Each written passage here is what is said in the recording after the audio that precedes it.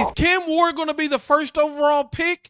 Ray Ray is putting in work, and Wisconsin talks about the Xavier Lucas situation. What's up, guys? Welcome to NBTV Canes all day. If you're rocking with you, then you know what to do. Hit that like, subscribe button so you never miss out on a video. And big shout out to the Cane Gang, those who are part of our YouTube membership. I appreciate you guys more than you know. Guys, make sure you leave your comments and questions, because I do want to make a video with some of your questions and some of your comments. So don't be afraid to leave those in the comment section. But let's start this video off with the trivia. Can you name the last Miami Hurricane to be drafted first overall in the NFL draft?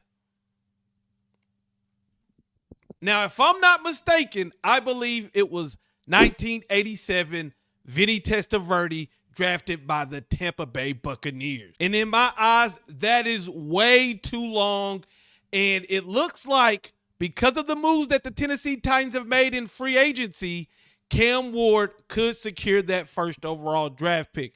I'm going to be honest with you guys. Watching the draft as a Miami Hurricane fan has not been the greatest experience over this last decade.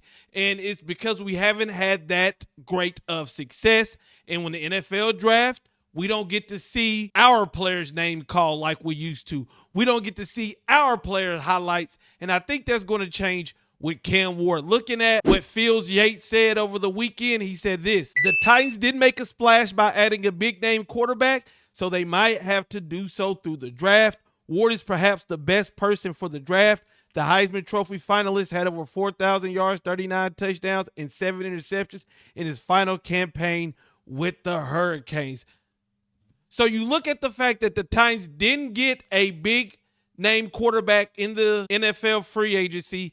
They picked up some offensive linemen to help out with the offensive line. And if you listen to the narrative around the other quarterbacks, like a Shedeur Sanders, they've been killing him, I believe, unfairly. So it seems like if they take a quarterback, the Titans will be taking Cam Ward number one out. I actually believe it's going to be between Cam and Abdul Carter. Can you picture first overall draft pick from the University of Miami, Cam Ward? Can you see it? I really hope that goes down during the NFL draft. Will Cam Ward be drafted number one overall?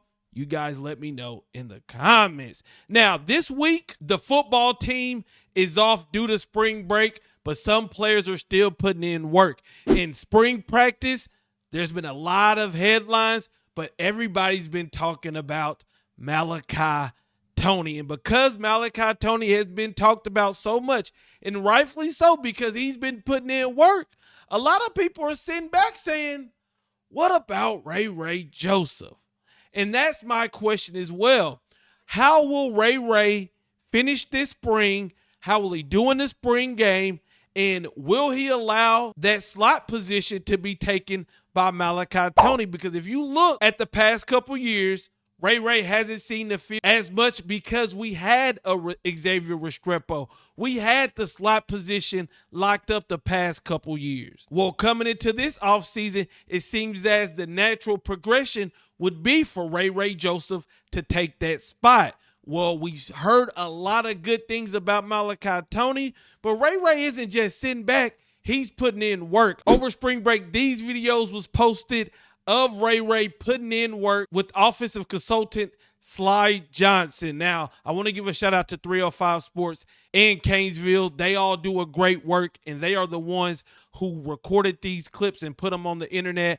But you see Ray working on his craft and still putting in that work. And for those who don't know, Coach Johnson coaches all the top wide receivers in South Florida. So it's good to see Ray putting in that work. It's good to see him working on his craft, because I'm very interested to see what Miami will do at that slot position. Either way it go, they're going to battle it out on Greentree. And either way it go, Miami has two good players, and that's how it has to be. And I'm excited to see how this slot position, how the wide receiver position in general works out. Next, another person who has been talked about a lot this offseason, this spring, has been Xavier Lucas. People are saying Xavier Lucas, although we are not in pass, although we aren't hitting, this man looks the part. Big, physical, fast, showing the coverage skills, locking up receivers. In my mind, I'm wondering, how is this Xavier Lucas situation going to play out? Will Wisconsin say anything? For those who don't know, Wisconsin refused to put Xavier Lucas in the transfer portal. So Xavier Lucas had to withdraw from Wisconsin, enroll at Miami, and that's how he's able to participate in spring practice. And since that happened, we haven't heard a lot from Wisconsin. Well, we heard a little bit from them thanks to Yahoo Sports. Wisconsin AD Chris McIntosh told Yahoo Sports that the school continues to evaluate all of our options as it relates to former defensive back Xavier Lucas.